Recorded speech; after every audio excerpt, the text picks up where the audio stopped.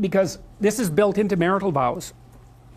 I'm not leaving ever, no matter what. It's like, okay, well, that definitely puts a boundary around our arguments, right? Because I can't say every time you manifest one of your flaws, which you're likely to do just as often as me, well, enough of this. It's like, that's horrible, man. If your whole life is, well, every time you get out of line, I'm out of here. It's like, how the hell are you? First of all, you're not going to admit to ever doing anything wrong.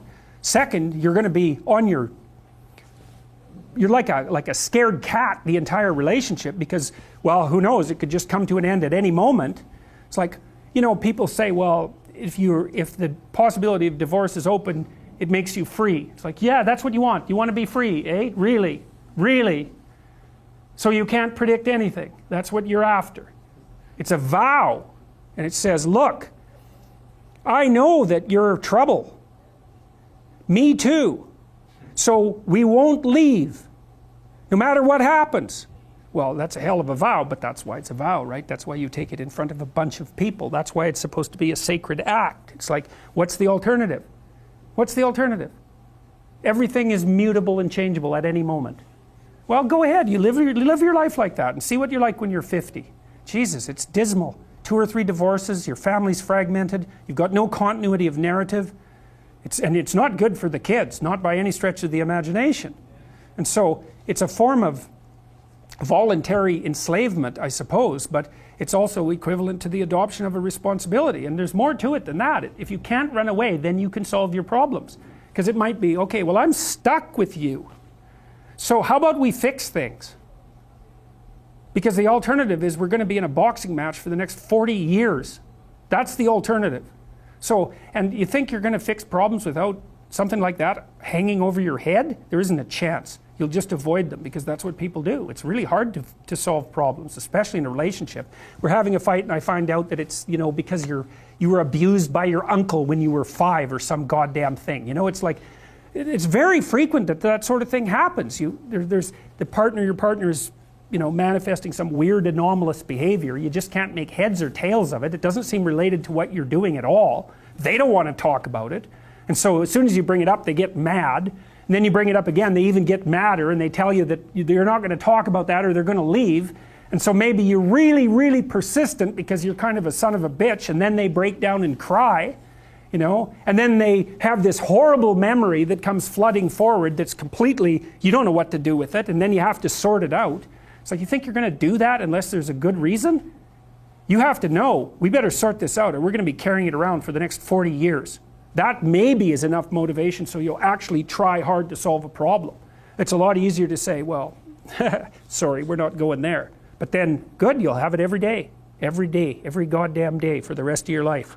See, there's some additional problems with divorce that people don't really grasp when they're young.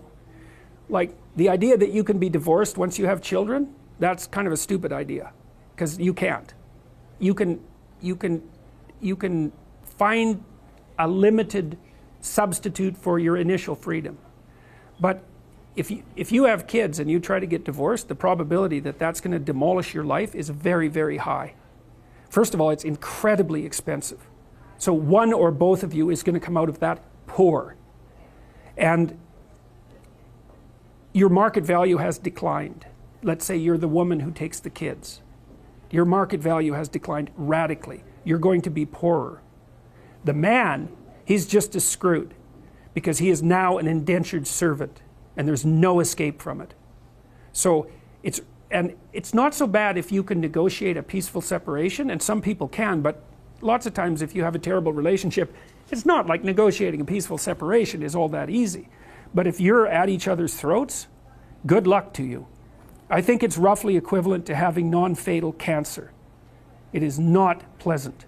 It's a 10-year process, 15-year process. It'll cost you $250,000, and it'll tear a big chunk out of your life. And also it will really disrupt your relationship with your kids. And you know, you bring kids into a step-parent family, they do not do as well. Step-parents are not as good parents as biological parents, and the data on that is clear. Now, obviously there are exceptions, because there are terrible biological parents, and there are wonderful step-parents. But if you look in aggregate, it's not that easy to care for children. You need everything you can binding you to them.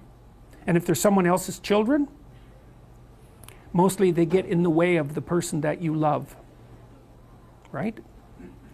Well, if let's say you have a child, I'll be right out. Let's say you have a child and I want to go out with you. Every second you spend with that child is the second you don't spend with me. And there's going to be a price for that. I'm not going to be happy about that. And if I have a child, you're going to feel exactly the same way. You might say, well, no, I love children. It's like, yeah, sure. Sure you do. I doubt it. You might love your child. And you know, it's pretty specific the way that people love children. So, and the rate of abuse for kids in step-parent families is way higher than it is in biological families. There's not even any comparison.